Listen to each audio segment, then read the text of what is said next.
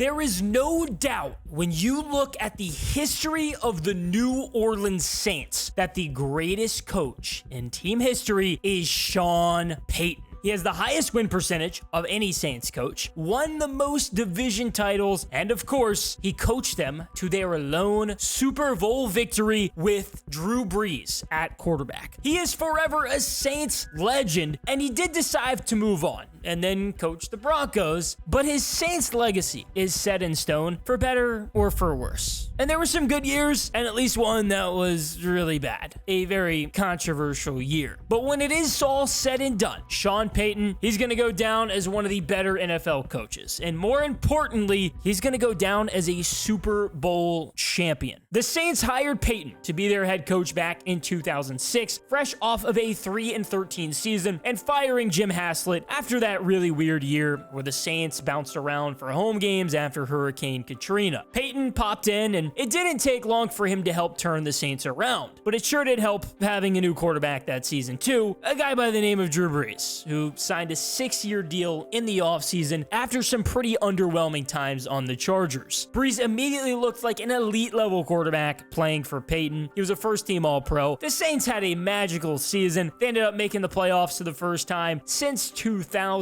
They won the NFC South and beat the Eagles in the divisional round before they bowed out to the Rex Grossman Bears in the NFC Championship. Now, that was the year Peyton Manning got his first ring and made it to the Super Bowl for the first time, and that was relevant a few seasons later. The Saints didn't follow up the crazy success immediately. It actually took a few years. The next season, they went 7-9 and really did underperform. Then in 2008, they went 500 and they weren't great again. It's the only time Brees ever finished last in his division, which is funny because they didn't even have a losing record, but there still just wasn't that team success, but it was coming soon. 2009, it was a magical year for the Saints. It was the best regular season in team history. They went 13-3. They won the NFC South. 7 guys were named Pro Bowlers and 3 guys were all pros. Guard Jeriah Evans and safety Darren Sharper were both first team, and then Drew Brees was second team. New Orleans was the top seed in the NFC, and they looked like it. Really looked like it. They blew out Kurt Warner's Cardinals in the divisional, and then they followed it up by beating the Vikings, who had Brett Favre at the time, in an overtime thriller of the NFC Championship when they won off of a 40-yard Garrett Hartley field goal. That was back when you didn't get the ball back if the other team scored an OT, so dumb rules at the time. That, of course, did send the Saints to the Super Bowl for the first time to face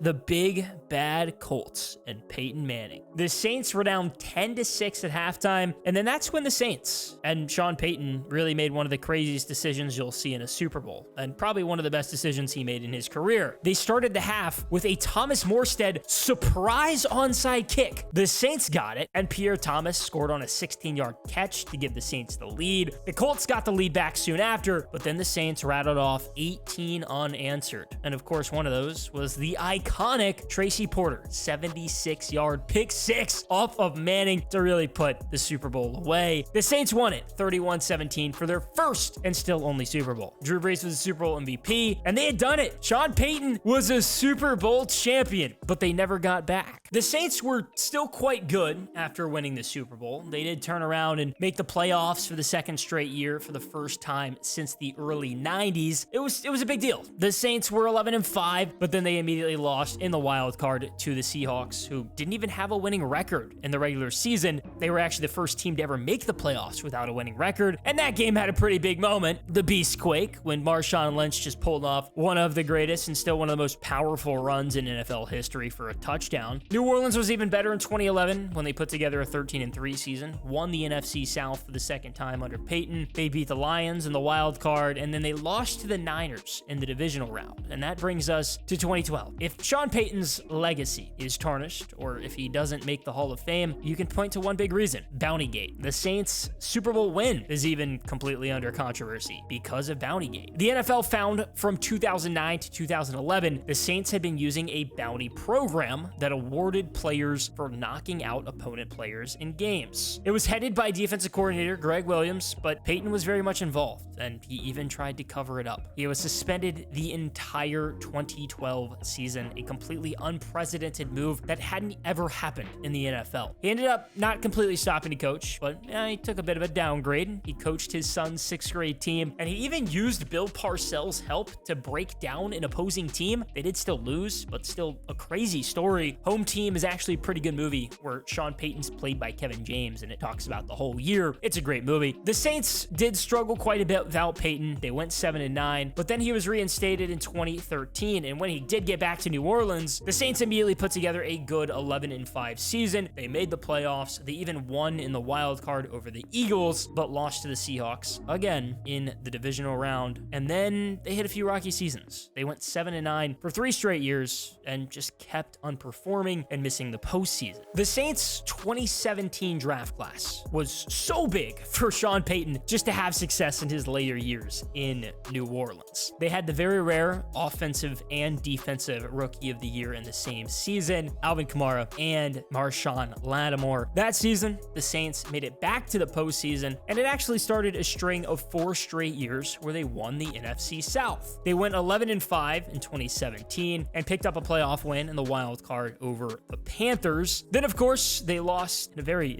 insane way to the Vikings. The Diggs sideline touchdown game, the Minneapolis Miracle. That game, one of the craziest games any of us have really ever seen. And then the next year, the Saints really did do one better. They got the first round bye after they went 13-3. They beat the Eagles in the divisional round, and then the insane and very controversial no call when Nickel Roby Coleman hit Tommy Lee Lewis way too early. It didn't get called. The Saints ended up losing in overtime to the Rams when it very clearly should have been pass interference and just wasn't. It's one of the worst no calls in NFL history for sure. Then they lost in overtime again to the Vikings in the wild card in 2019 after going 13-3. In 2020, they went 12-4, beat the Bears in the wild card, lost to the Bucs on the way to Tom Brady's 7th Super Bowl. And then in 2021, the Saints went 9-8. Breeze decided to retire after the year, and that seemed to be enough for Sean Payton too. He decided to retire. Sean Payton didn't take too long to return to the game of football. He interviewed for some jobs, and technically a team was going to have to trade for him to get his rights, and that is exactly what happened. He agreed to take the Broncos job, and he ended up getting traded with a 3rd-round pick, while the Saints got back a 1st and a 2nd-round pick. Year 1 was pretty messy. He was really brought in to help fix just the Russell Wilson disaster, and he definitely did not exactly do that. It was still a bit messy, and it was still pretty bad, but to be fair, Russell Wilson was way better than the year before, but still not great. They ended up going 8-9, and the year just had a ton of drama, especially at the end. The Broncos decided to bench Russ for Jarrett Stidham at the end of the year so Russ wouldn't get hurt and the Broncos wouldn't have to owe him a bunch of money. And really, it did work. And then they were able to release him after the season, and Sean Payton got his fresh start. Sean Payton found his reincarnation of Drew Brees at the 2024 NFL Draft when he took Bo Nix out of Oregon, a guy who, to be fair, does model a lot like Brees. Life obviously isn't very easy for a rookie quarterback unless your name is Jaden Daniels or CJ Stroud, but he has shown a lot of good flashes. The Broncos did start the season off 0-2 with losses to the Seahawks and Steelers. Both were by 1 score. And then the Broncos turned around and rattled off 3 straight dubs over the Buccaneers, and that was a shock. It was 23-7. Then they beat the Jets and the Raiders, but Denver did go back to 500 with a loss to the Chargers in